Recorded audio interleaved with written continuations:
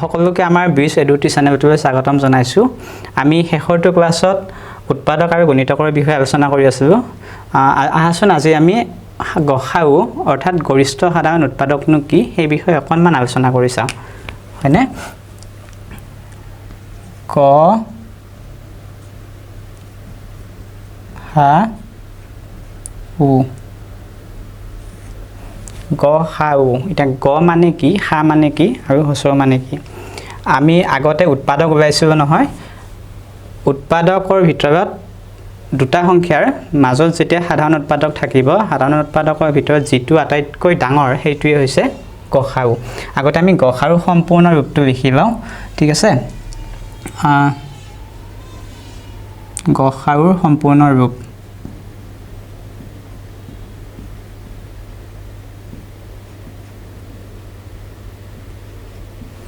গসাউৰ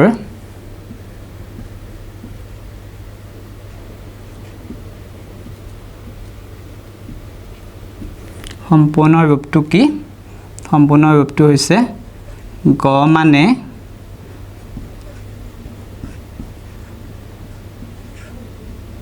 গৰিষ্ঠ, সা মানে হৈছে সাধাৰণ, আকৌ হস্ৰৰ মানে হৈছে কি? হস্ৰৰ মানে হৈছে উৎপাদক। নিশ্চয় বুজি পাইছা? গ মানে গৰিষ্ঠ, সা মানে সাধাৰণ, হস্ৰ মানে উৎপাদক। অৰ্থাৎ সাধাৰণ উৎপাদকৰ ভিতৰত যিটো আটাইতকৈ ডাঙৰ সেইটোৱে হৈছে গসাউ। গৰিষ্ঠ শব্দটোৰ অৰ্থ হৈছে আটাইতকৈ ডাঙৰ। গৰিষ্ঠ শব্দটোৰ অৰ্থ কি? আটাইতকৈ ডাঙৰ। গম পাইছা? এতিয়া আমি উদাহৰণ এটা ল'লে তোমালোকৰ কনচেপ্টটো ক্লিয়াৰ হ'ব। আমি এটা উদাহৰণ লৈ চাওঁ। ধৰা হ'ল দুটা সংখ্যা লৈছোঁ। এটা সংখ্যা ধৰা 3 লৈছোঁ ধৰা ন। 3ৰ আগতে আমি উৎপাদক কেনেকৈ ওলাই শিকিছিলোঁ নহয়। এতিয়া 3 উৎপাদকখিনি ওলাই চাওঁ।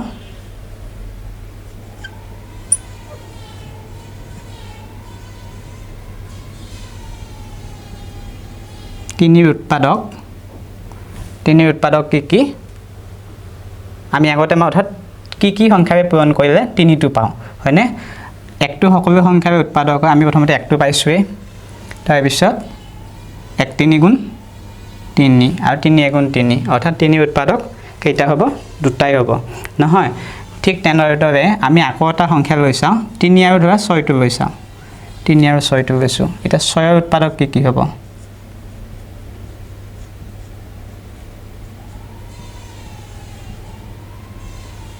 6ৰ উৎপাদক কি কি হ'ব?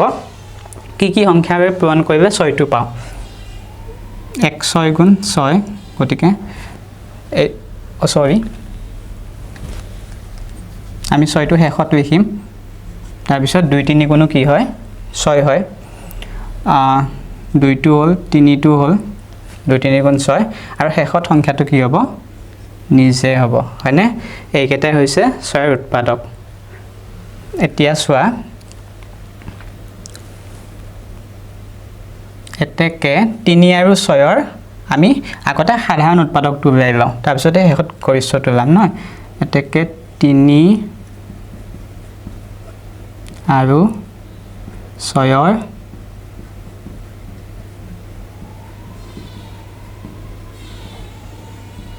সাধাৰণ উৎপাদক। 3 আৰু 6ৰ সাধাৰণ উৎপাদক কি কি হ'ব?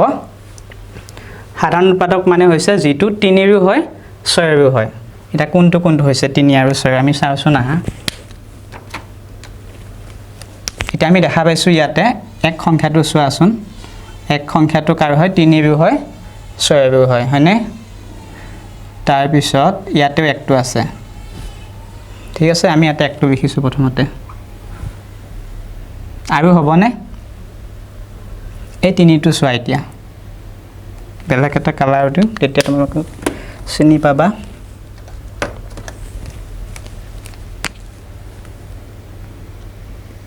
ইয়াতো আছে 3 3 উৎপাদক আৰু 6তো আছে 3 উৎপাদক 3 হয় আৰু 6 উৎপাদকও 3 হয় গতিকে ইয়াতে কি হ'ব 3 1 আৰু 3 আমি দুটাই পাইছো সাধাৰণ উৎপাদক হয়নে এতিয়া আমি ইয়াতে সাধাৰণ উৎপাদকৰ ভিতৰত আমি দুটা পাইছো এই দুটাৰ ভিতৰত আটাইতকৈ ডাঙৰ কোনটো নিশ্চয় 3টো হয় তোমালোকে দেখা পাইছা হয়নে ইয়াতে আমি পাইছিলো নহয় গসাউ শব্দটোৰ অৰ্থ হৈছে গৰিষ্ঠ সাধাৰণ উৎপাদক অৰ্থাৎ সাধাৰণ উৎপাদকৰ ভিতৰত যেটো আটাইতকৈ ডাঙৰ হেইটোই হৈছে গসাউ ডাঙৰটো কোনটো হ'ব এটা নিশ্চয় 3টো হ'ব এতেকে লিখি দিম আমি এতেকে কাৰ 3 6ৰ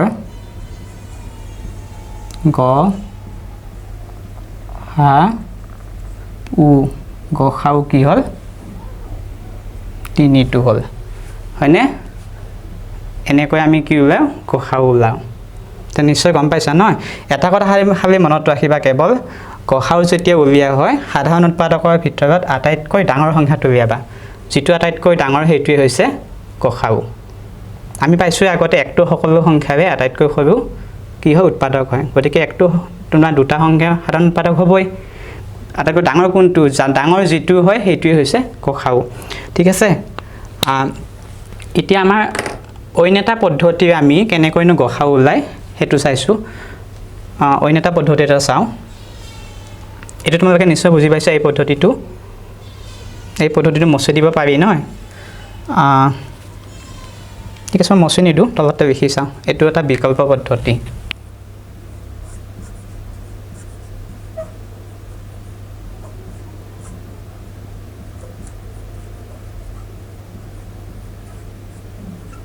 বিকল্প পদ্ধতি তাৰমানে আমি অইনটা পদ্ধতিৰে গসাউ উলিয়াব জানো এটো কৰিছিল আমি উৎপাদক পদ্ধতিৰে এবাৰ আমি ছুটি নিয়মৰ হৰণ পদ্ধতিৰে কৰিছাম দেই আমি এই দুটা সংখ্যাই পাম 3 আৰু 6টোৱে আমি ছুটি নিয়মৰ হৰণে কৰিছাম 3 আৰু 6 ঠিক আছে এতিয়া আমি এনেকুৱা এটা সংখ্যা লম যেটো সংখ্যা 3 ৰেও যায় 6 ৰেও যায় 3 কো মানে 3 ৰে উৎপাদক হয় 6 ৰে উৎপাদক হয় এটা আমি একৰ বাহিৰে লম কাৰণ একটো সকলো সংখ্যাৰে কি হয়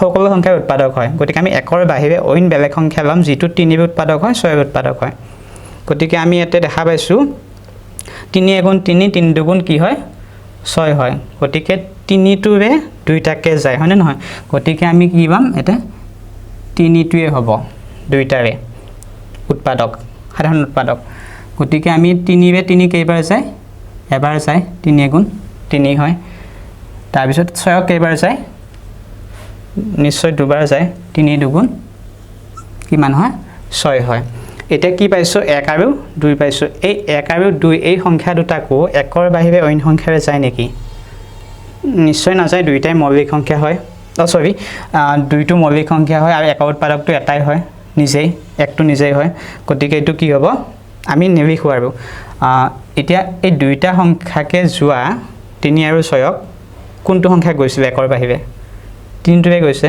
গতে এতেকে গসাউ এটোই হ'ব এতেকে কাৰ 3 আৰু 6ৰ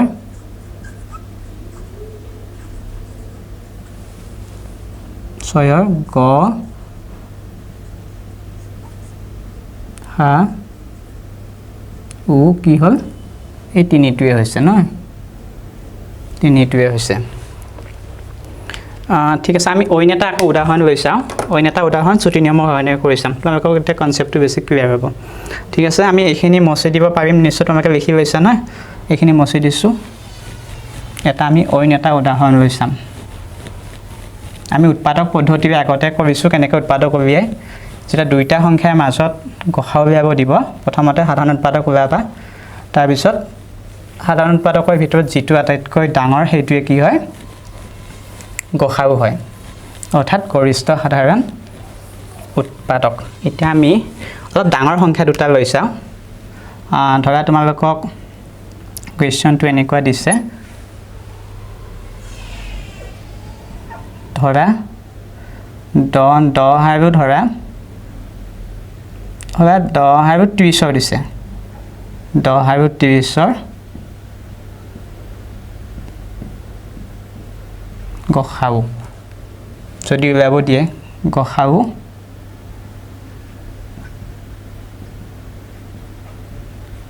উলিওৱা এনেকুৱা এটা কুৱেশ্যন দিছে তেতিয়া আমি আনসাৰটো কেনেকৈ কৰিম আমি বিকল্প পদ্ধতিৰে কৰি চাওঁ কাৰণ ছুটি নিয়মৰ উৎপাদক পদ্ধতিৰে আগতে শিকিছোঁ নহয়নে চাবা 10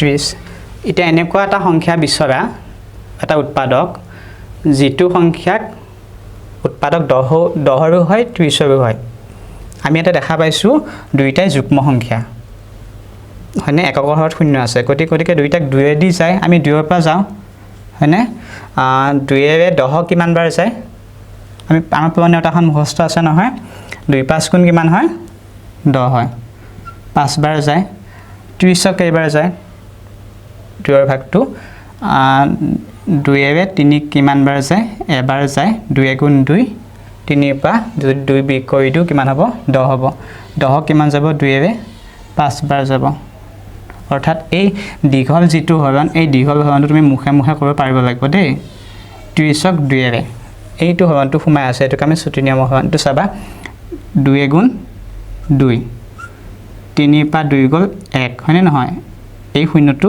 নমাই নিলো 2 5 গুণ কিমান হল 10 হল হয়নে আকৌ বিক কৰি দিলে কিমান হল শূন্য হল অৰ্থাৎ 30ক যদি 2 এৰে আমি হৰণ কৰো কিমান বাৰ আছে 15 বাৰ আছে সেই 15 বাৰটো পাইছো আমি হয়নে এই দীঘল হৰণটো তুমি মুখে মুখে কৰিব পাৰিব লাগিব তাৰ পিছত এতিয়া আমি এই দুটা সংখ্যা দেখা পাইছো নহয় 5 আৰু 15 এটা 5 আৰু 15 কো এনেকুৱা এটা উৎপাদক বাছা যেটো 5 ৰো হয় 15 ৰো হয় একদম এটো সহজতে ওলাই আছে দুইটা এককৰ হৰত 5 5 আছে গতিকে 5 এৰে কি হয় 5 ৰ গুণিতক হয় দুইটাই অৰ্থাৎ 5 এৰে পূৰণ কৰিলে আমি 5 পৰা 15 পাওঁ গতিকে আমি ইটো কি লিখিম এতে 5 বাৰ গৈছে হয়নে 5 গুণ 5 15 কিমান বাৰ যাব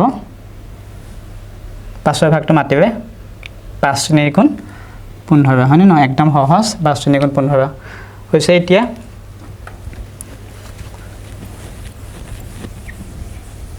এইখিনি মচি দিছো নিশ্চয় লিখি লৈছা তোমালোকে নহয়